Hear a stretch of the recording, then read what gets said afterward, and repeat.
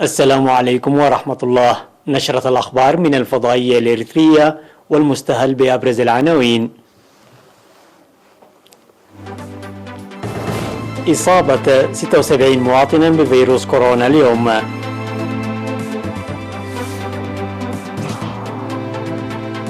الجالية الإريترية في السويد تعقد مؤتمرها السنوي.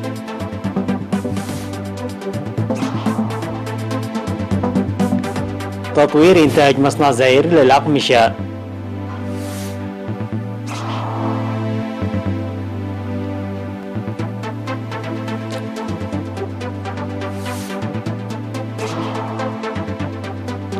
بايدن يصل إلى المملكة المتحدة في أول محطة من جولته الأوروبية.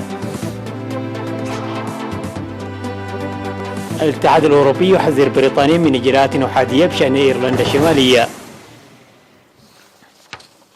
أهلا بكم. إعلان وزارة الصحة.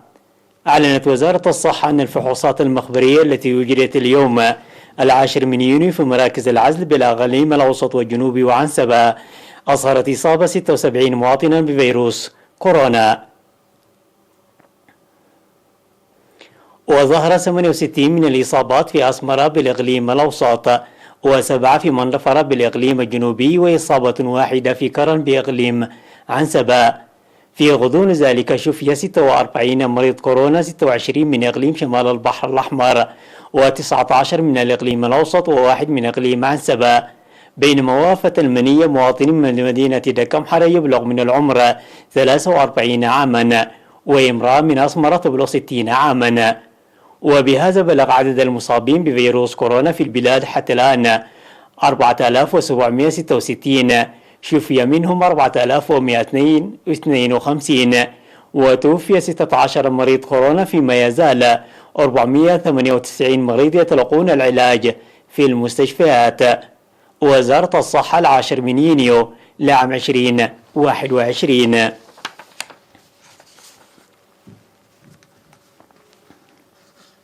عقدت الجالية الإريترية في السويد مؤتمرها السنوي يوم 5 من يونيو في مدينة يوتنبرغ، وانتخبت هيئة إدارية جديدة، وأصدرت قرارات وتوصيات تتوائم مع المرحلة الجديدة. وشهد رئيس الجالية السيد بنيامين مسقناف في المؤتمر الذي قدم فيه تقارير نشاط الجالية بالأعضاء لتجاوز تحديات السنوات الماضية وإنجاز الأعمال بنجاح، داعيا لتقوية العمل المستقبلي وإنجاح البرامج الموضوعة وتعزيز تأطير الجالية والعلاقات. وشهد مسؤول الشؤون الشعبية والمجتمعية في السفارة الإريترية في السويد السيد سيراك بهلبي بالأعمال التي قامت بها الجالية، وقال أن المرحلة تتطلب العمل الواعي لتأطير أوسع وأقوى. شارك في المؤتمر أكثر من 80 مواطنا من مختلف المدن السويدية.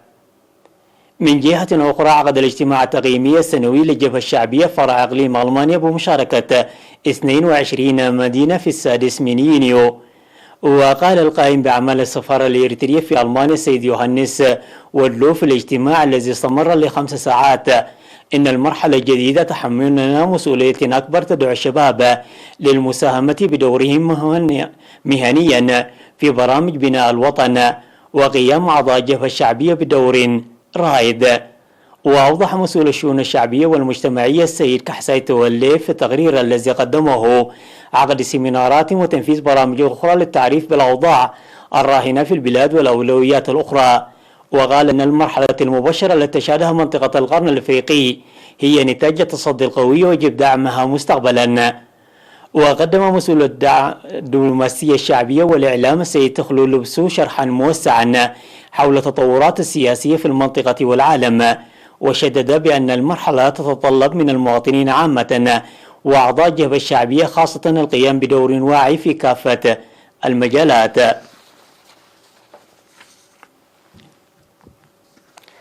عقد سفير إريتريا في جمهورية جنوب أفريقيا ودول الجنوب الأفريقية السيد صالح عمر في 5 من يونيو سيمينارا للإريتريين المقيمين في مدينة جوهانسبرغ وضواحيها. وقدم السفير صالح في السيمينار المرتكز على رسالة المرحلة الآنية توضيحا مفصلا حول أوضاع البلاد والمنطقة الراهنة، وخاصة التطورات في القرن الأفريقي. وقال أنه رغم وجود التحديات أن الحكومة الإريترية أكدت نجاح الجهود التي بذلتها لإرساء السلام المشترك والشراكة والتطور، لأنها تعبر عن شغف ورغبة شعوب المنطقة وأكثر من ذلك.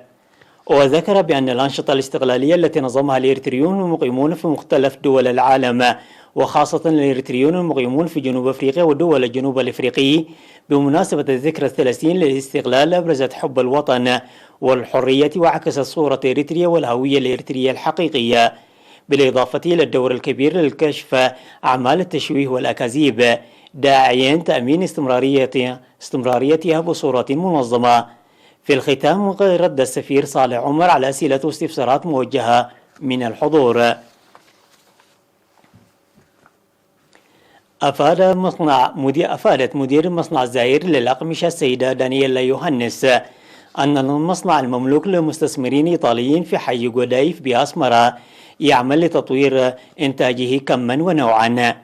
وأوضحت أن المصنع ينتج يوميا 2000 من القمصان و650 بنطال و800 من مختلف أنواع الملابس والملايات، وأنتج مع وباء كورونا أكثر من 2500 من الكمامات. وذكرت فتح المصنع فرص العمل ل 550 مواطنا، ويعمل لتقديم منتجات عالية الجودة لوجود 4500 من الزبائن والمتاجر له في مختلف دول العالم. وأشارت إلى فتح روضة أطفال من عمر 3 سنوات إلى 4 سنوات في المصنع للأمهات العاملات في المصنع لتمكينهن من العمل بأريحية بالقرب من أطفالهن. كما يغطي المصنع مصرفات التعليم لأطفال العاملات من عمر 5 سنوات وحتى 15 عاما، إضافة إلى دعم تعليمي إضافي. وانتقل مصنع زائر للأقمشة إلى القطاع الخاص عام 2004.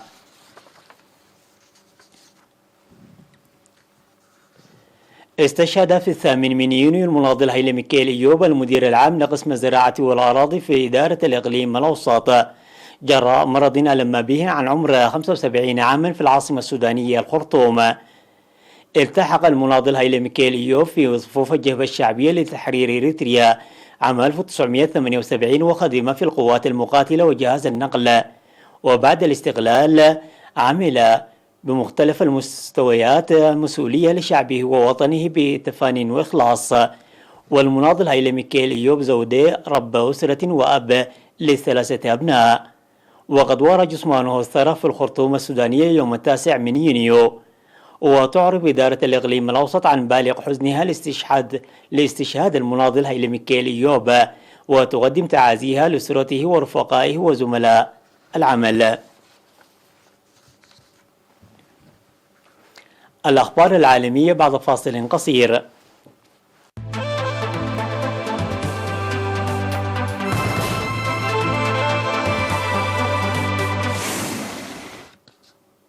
وصل الرئيس الأمريكي جو بايدن إلى بريطانيا في أول جولة خارجية له منذ توليه منصبه في يناير الماضي.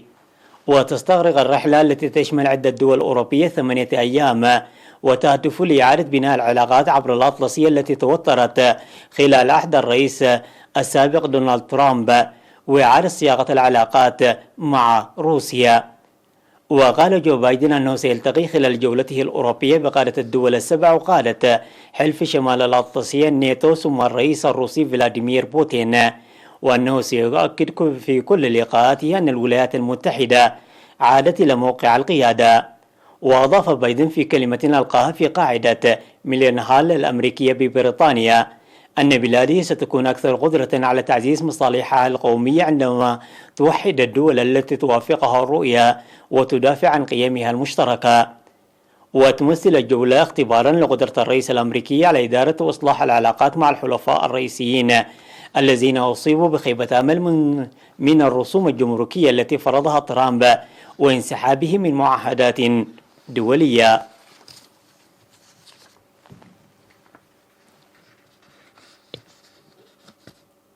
أعرب مسؤول في الاتحاد الأوروبي عن إحباطه بعد فشل محادثات مع المملكة المتحدة دون التوصل إلى حل الخلافات بشأن تنفيذ اتفاق ما بعد مرحلة خروج بريطانيا من الاتحاد الأوروبي البريكسيت في إيرلندا الشمالية.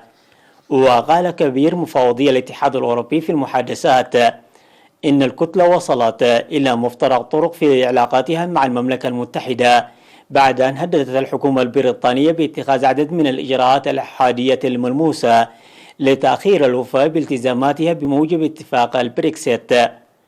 وقد التقى ستيفوكوفيتش نظيره البريطاني وسط تصاعد حدة التوتر بشأن بنود اتفاق بريكسيت المعروف ببروتوكول إيرلندا الشمالية، الذي خلق فعليا حدودا مراقبة بين إيرلندا الشمالية وباقي أنحاء المملكة المتحدة.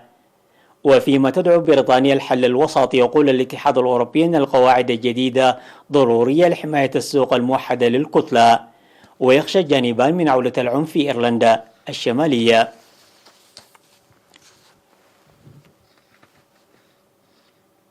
نشب حريق كبير في ضواحي القدس ما دفع السلطات لإجلاء سكان عدة قرى، فيما يحاول عشرات من رجال الإطفاء الإسرائيليين وعشرات مروحيات السيطرة على النيران.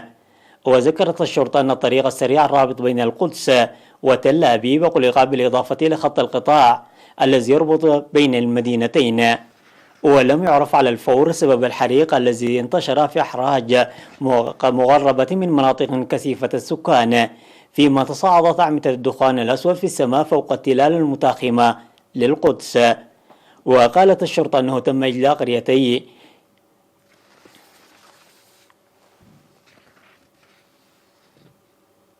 كشفت دراسة جديدة عن اكتشاف مثير في مجال الحفريات إذا عثر على حلزون متحجر شمالي ميانمار يعود عمره إلى 99 مليون سنة مضت على العصر الطباشيري. ونشرت نتائج الدراسة قبل أيام في دورية علمية تنشرها دار نشر الزفير العريقة. وقالت الدكتورة أدريانا غوتشيم من معهد سنغافورة للأبحاث ومتحف التاريخ الطبيعي في فرانكفورت ومتحف التاريخ الطبيعي وأحد المشاركين في الدراسة أنه عادة ما يتم الاحتفاظ على القواقع الأرضية كأصداف وآثار للحلزون المتحجر، في حين أن الحفاظ على أجسامها الرخوة أمر نادر الحدوث.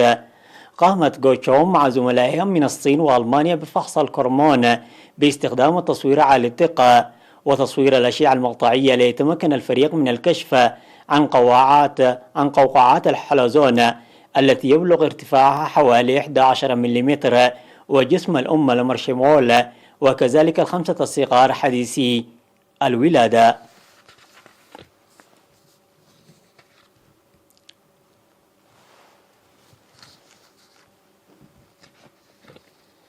وفي الختام هذا أبرز العناوين.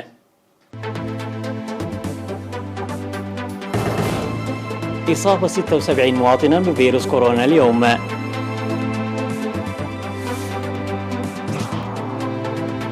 السدود تلعب دورا ملحوظا في تنمية البساتين.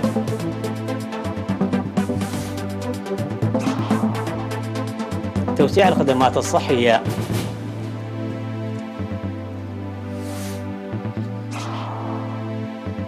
مقتل 8 من مقاتلي النظام بضربات إسرائيلية في سوريا. بكين تتهم واشنطن بجنون العظمة.